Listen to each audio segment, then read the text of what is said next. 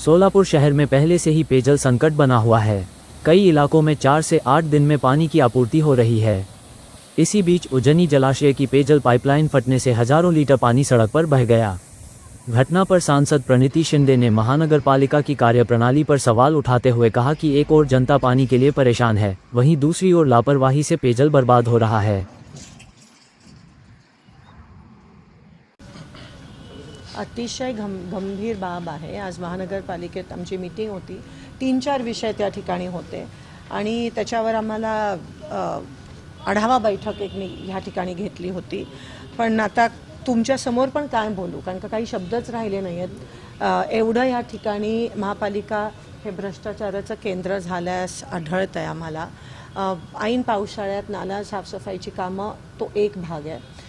दुसरी सर्वात महत्त्वाची गोष्ट ते नाल्यांचं काम, कन्स्ट्रक्शनचं काम होतं, त्याच्यात पण जो कॉन्ट्रॅक्टर आहे त्यांनी खूप मोठा भ्रष्टाचार केला आणि त्यालाच पुन्हा पुन्हा काम दिलं जात आहे।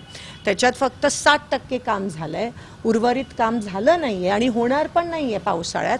महानगरपालिकेने त्यासाठी काही कंटिंजन्सी वेगळा प्लॅन, माहिती होतं पावसाळ्यापर्यंत हे काम होणार नाही आहे, पण 70% आज पूर्ण शहर खोदलं आहे आणि ते तसंच होणार आहे। आणि खूप मोठं आज परवा जो एक पाऊस झाला त्याच्यामुळे इतकी अपदा झाली, येणाऱ्या दिवसात अजून अपदा होणार आहे। मी हे लिहून देते, कॉन्ट्रॅक्टर काम करणार नाही आहे।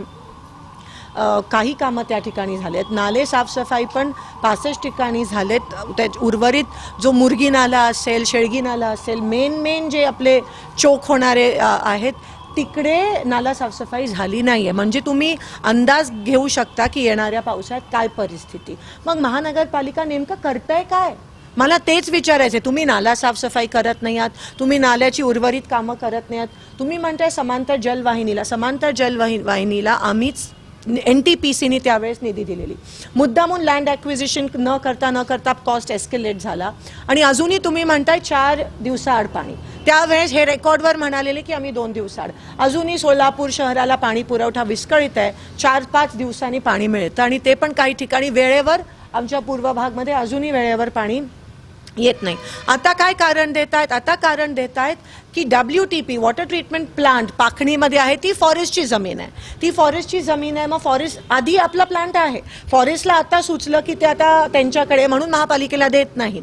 तर फॉरेस्ट बरोबर तुमच्या किती मीटिंग झाल्या आहेत, एक पण मीटिंग झाली नाही। फॉरेस्ट बरोबर तुमच्या किती मीटिंग प्रस्तावित आहेत, एक पण मीटिंग प्रस्तावित नाही आहे। दुसरी गोष्ट, खाजगी जमीन जर तुम्हाला घ्यायचं असेल WTP साठी, तर त्या खाजगी जमीन घेण्यासाठी तुम्ही काय प्रक्रिया, 0। मग काय काम करताय तुम्ही, काम पुढे नेतच नाही आहात। हे महत्त्वाची कामं आहेत आणि तुम्हीच म्हणालेला 2 दिवसाआड पाणी मिळणार आहे, त्यावेळेसपासून मी प्रेझेंटेशनमध्ये ऐकते आहे आणि त्यामुळे आपण NTPCने एवढी निधी त्या ठिकाणी दिली। केवळ महानगरपालिकेच्या हलगर्जीपणामुळे आज सोलापूर शहराला पाणी वेळेवर मिळत नाही आहे। येणाऱ्या पावसाळ्यात खूप मोठे या ठिकाणी लोकांना अडचणीला सामोरं जावं लागेल, कारण का मुद्दामून महानगरपालिकेने सगळी नाला साफसफाई आणि नालाची जी उर्वरित कामं होती ती सगळी त्या ठिकाणी पेंडिंग ठेवलेत। आपला आसरा पूल असेल आणि मर्याई चौकचा पूल असेल, ती पण कामं आपल्याला वेळेत होताना दिसत नाही आहे। आज DRM म्हणजे रेल्वेचे अधिकारी होते, NHAIचे होते, नॅशनल हायवेचे अधिकारी आणि महानगरपालिके, तिघांमध्ये ताळमेळ दिसत नाही आहे, ताळमेळ दिसत नाही आहे। ह्याची NOC इकडून राहिले, त्याचं QAP तिकडून राहिलं आहे, त्याचं WQAP राहिलं आहे, ट्री कटिंग राहिलंय, मेथड स्टेटमेंट, असे शब्द वापरतात आणि ताळमेळ नाही। कोणालाच माहीत नाही, ह्यांच्या जॉईंट मीटिंग्स होतच नाहीत आणि म्हणून ह्या दोन्ही पुलांची कामं कधी होणार आहेत हे आपण अंदाज पण नाही घेऊ शकत। त्याच्यामुळे पूर्ण सोलापूर शहराची लाईफलाईन कोसळली आहे, कारण का तिकडे पूर्ण ट्रॅफिक जॅम होतोय आपल्याला रामवाडीपासून आणि तिकडे अनमॅन्ड आहे, एक पण पोलीस तिकडे नसतो आणि पुन्हा एकदा नागरिकांना या अडचणींना सामोरं जावं लागेल। मग तुम्ही कोणती विकास कामं करताय, मग तुम्ही कोणती विकास कामं महापालिकेकडून होतंय तरी काय नेमकं, ही जर 4-5 महत्त्वाचीच कामं प्रलंबित असतील तर।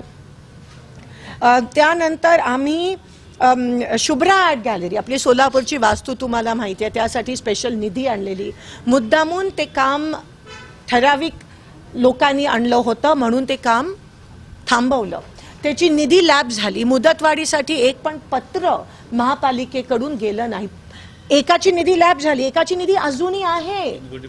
3 कोटी पडून आहे. सेटलमेंटचं ग्राउंड आपण विकसित करणार होतो. सेटलमेंटमध्ये राहणारी बरीच मुलं ही पोलीस भरतीसाठी जातात. आपण तिथे छान ग्राउंड विकसित करण्यासाठी निधी आणलेला. 3 कोटी निधी अजून प्रलंबित आहे. मुदतवाढीचं पत्र महापालिकेने अजूनही महाराष्ट्र गव्हर्नमेंटला, महाराष्ट्र शासनाला पाठवलं नाहीये. जाणून बुजून ते काम अडवलंय. तेलगू भवनचं काम, त्याच्यासाठी पण कोट्यावधी त्या ठिकाणी, लाखो निधी त्या ठिकाणी मी आणलेली.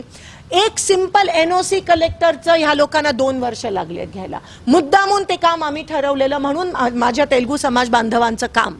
हे काय वैयक्तिक कामं नाही आहे. टेंडर उचलण्याची, कॉन्ट्रॅक्टर आमचे दमदाटी देऊन, ही सोलापूरच्या जनतेची विकासाची कामं मुद्दामून महानगरपालिकेने थांबवली.